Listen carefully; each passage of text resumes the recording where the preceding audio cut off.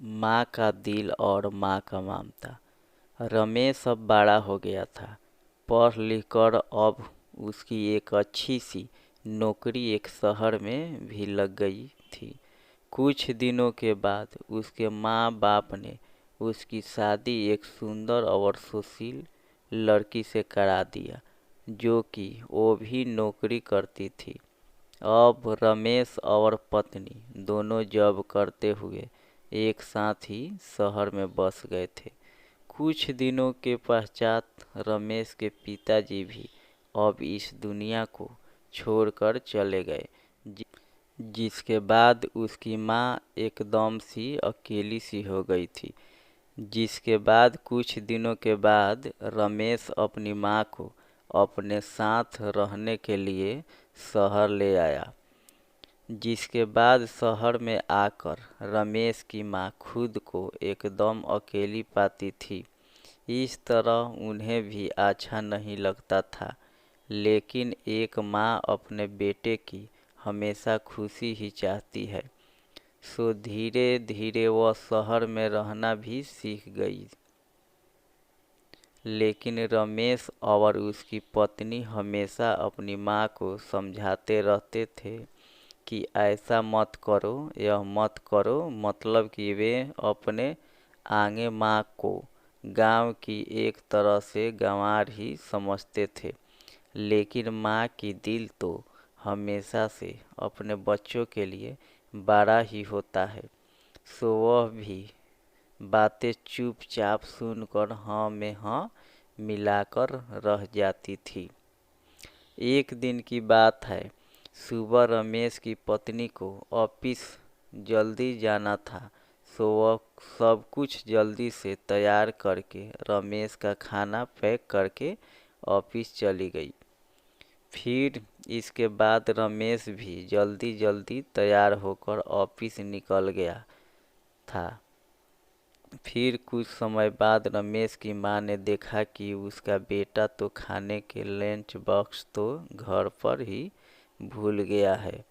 तो माँ ने बिना देर करते हुए फटाफट ऑफिस पहुंच गई और पास में एक कुर्सी पर बैठ गई, क्योंकि कंपनी में बाहर के व्यक्तियों को अंदर जाने के लिए मना था। सो फिर बेटे को दिक्कत ना हो इसीलिए फ़ोन न करके मैसेज किया। लेकिन रमेश अपने काम में बिजी था, सो माँ के मैसेज पर ज़्यादा ध्यान ना दिया।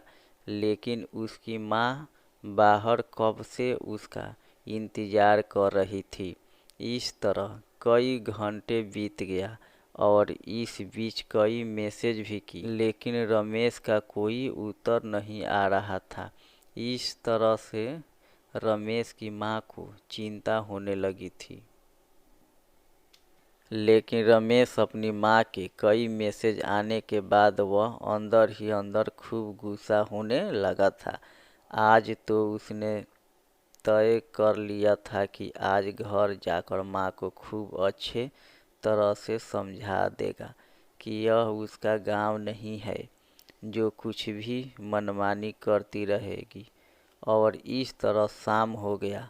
अब रमेश घर जाने के लिए कंपनी के बाहर निकला तो देखा उसकी माँ तो यहीं खड़ी है, जिसे देखकर उसका गुस्सा अब सातवें आसमान पर था और बिना कुछ पूछे ही अपनी माँ को डांट फटकारने लगा। पहले तब घर में खाली बैठे बैठे मैसेज परेशान करती थी और अब तो उसके कंपनी में भी आ गई। आखिर उनका यह गांव नहीं है जो मनमानी करती रहेगी।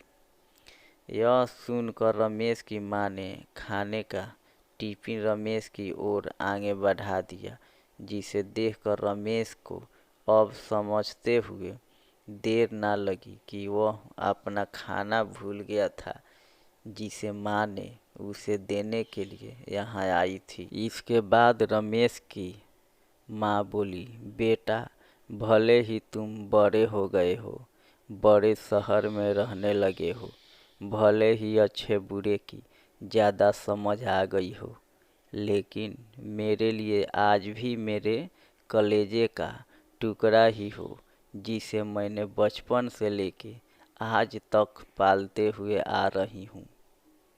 रमेश को अब आँख खुल चुकी थी। आखिर उसकी माँ उसकी परवाह करते हुए खाना लेकर आई थी, जिसे वह बिना सोचे समझे अपनी माँ को ही डांटे जा रहा था। वह अपने किए हुए पर बहुत पछताव हो रहा था, जिसे देखकर माँ ने उसे एक बार फिर से अपने गले लगा लिया और इस तरह रमेश अब आगे से खुद को माँ के लिए बदल लिया था। अब उनकी पहले से ज़्यादा अच्छे से देखभाल करने लगा था, जिसके बाद माँ को अब शहर भी अच्छा लगने लगा था।